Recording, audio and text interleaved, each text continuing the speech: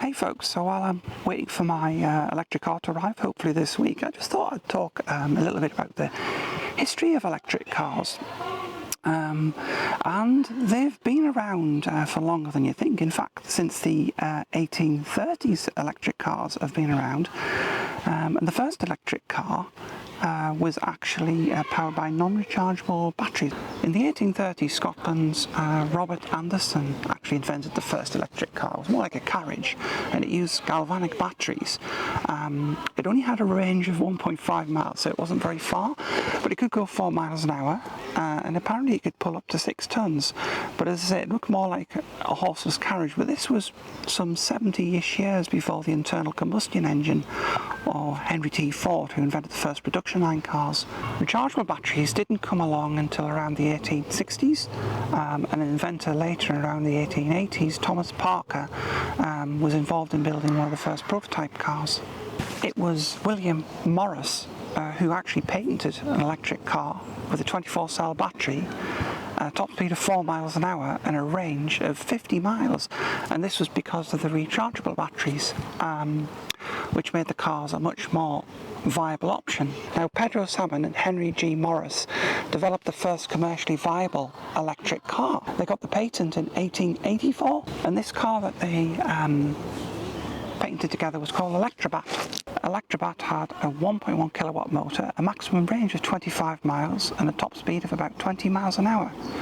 So it wasn't exactly fast by today's standards, but it was the first commercially viable electric vehicle. Now, as we were approaching the turn of the century, from 19th to 20th century, there were three main types of vehicles people could buy into. They were still the toy of the rich, as it were, and the wealthy, but there were steam-powered cars, electric cars, and internal combustion engine cars were starting to appear as well.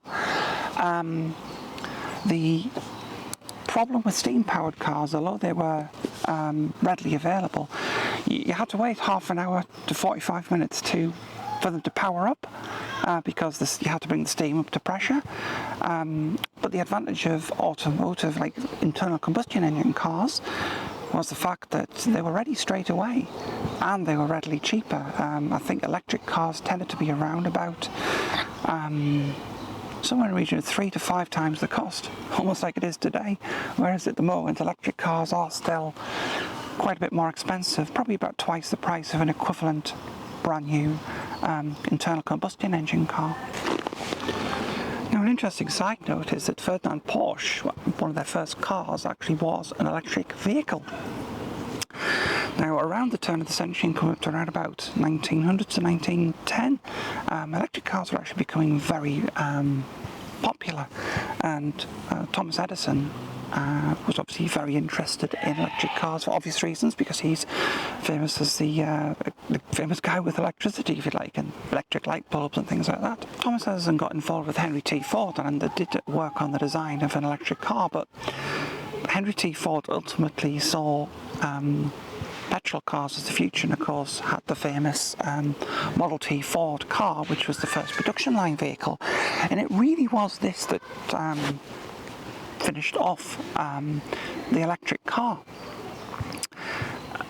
The price of them precluded them being practical to buy, and people could just afford to get a petrol car, jump in it and fill it up with gasoline.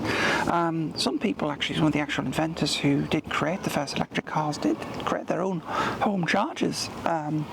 It's surprising that electric cars have taken so long to take off. But it wasn't until around about the 1990s that the EV1 was the next attempt at electric cars of notability. And it was General Motors who were involved in this. Just prior to the EV1, General Motors made the Electrovet, which I think it had NMIH batteries, nickel metal hydrate batteries, but it again only had a limited range of 50 miles, driving at 30 miles an hour. So it wasn't very practical. It was made based on the Chevrolet Chevette, 1977.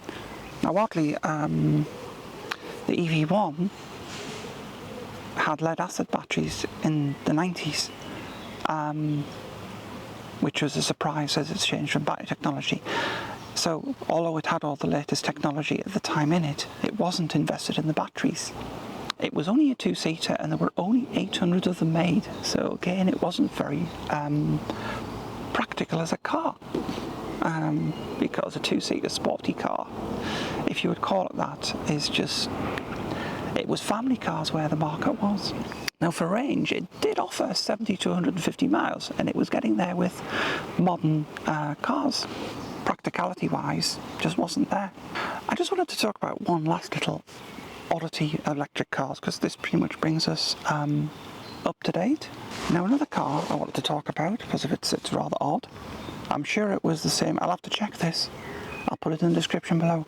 It looks like the car they used in one of the Austin Powers movies. I think it was the third film, Goldmember. It's a three-wheel affair called the Cobra Sparrow. It was made by a guy called Mike Sparrow. It was released in 1999. And it, I think it only sold around about 300 units. Ultimately led to bankruptcy of the company in 2003 because it was ultimately another failure. But I think that was something similar to, it's like a bigger version of the Sinclair C5, so you might have heard of another vehicle, electric vehicle, I think at top speed of about 15 miles an hour, had pedals, and probably, I think it had a very limited range too, and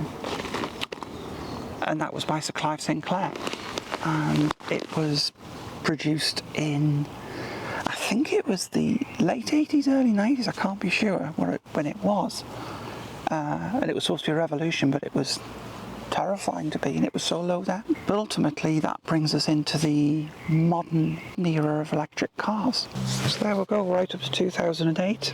And Tesla released the Roadster, which is, you could argue, is probably launched one of the most successful brands of electric cars, and it's taken about 15 years for the EVs to start maturing.